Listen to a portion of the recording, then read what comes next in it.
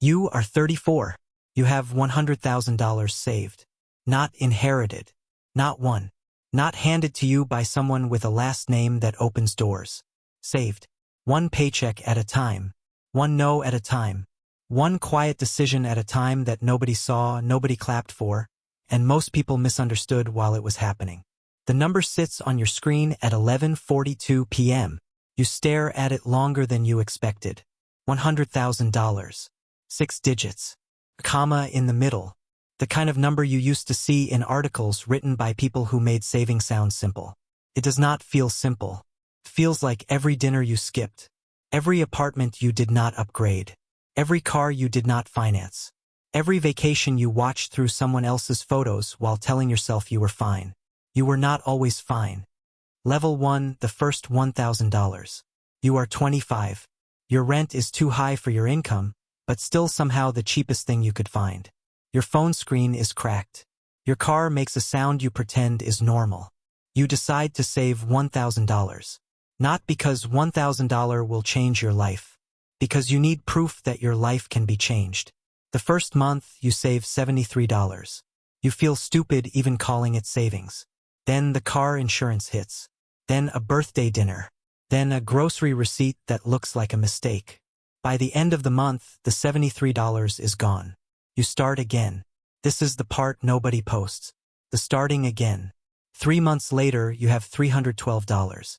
You check it like it might disappear. 5 months later, $640. 8 months later, $1,000. Nothing changes. That is the strangest part.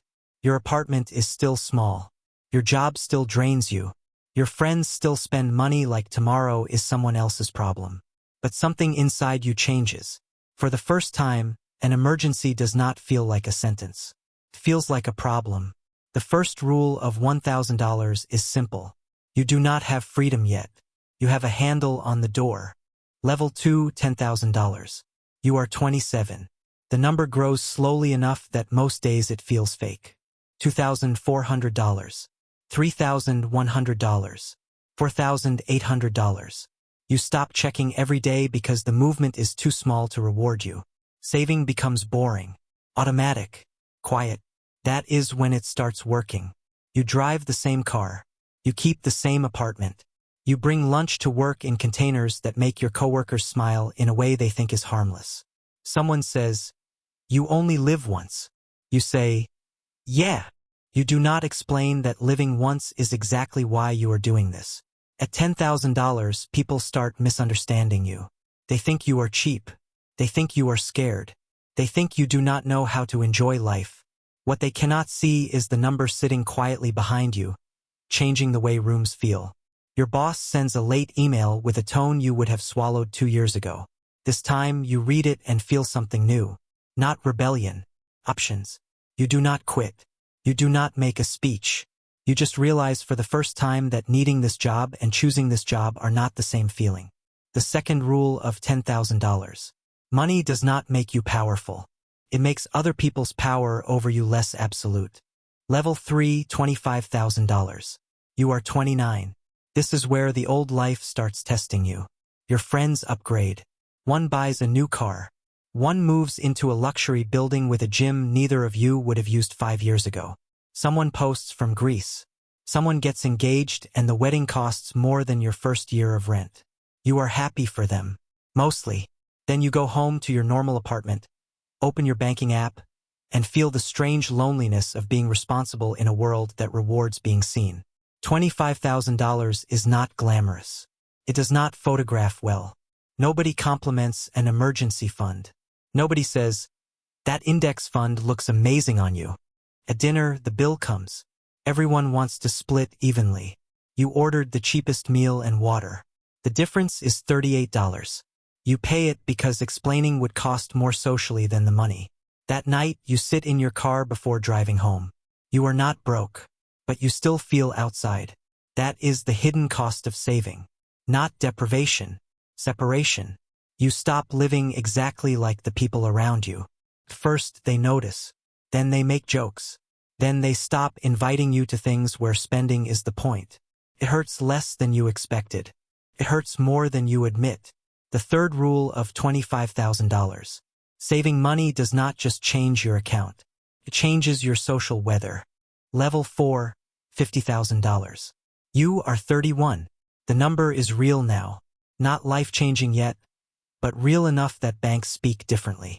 Real enough that a broken transmission does not become a family meeting. Real enough that being laid off would be terrifying, but not instantly destructive. You walk into work on a Tuesday and hear rumors. Budget cuts, restructuring, efficiency. Words companies use when they want people scared before they want them gone. 2 years ago, this would have ruined your week. You would have refreshed job boards at lunch. You would have smiled too hard in meetings.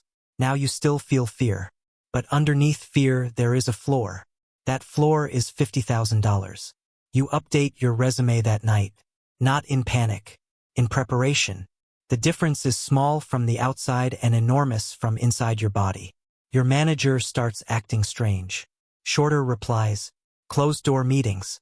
People whispering near the printer. You notice everything. But you do not collapse. That is what $50,000 buys first. Not happiness. Posture. You sit straighter because one person's decision cannot erase your whole life in one afternoon. The fourth rule of $50,000. Money does not remove fear. It gives fear somewhere to land. Level 5, $75,000. You are 33. This is the most dangerous level.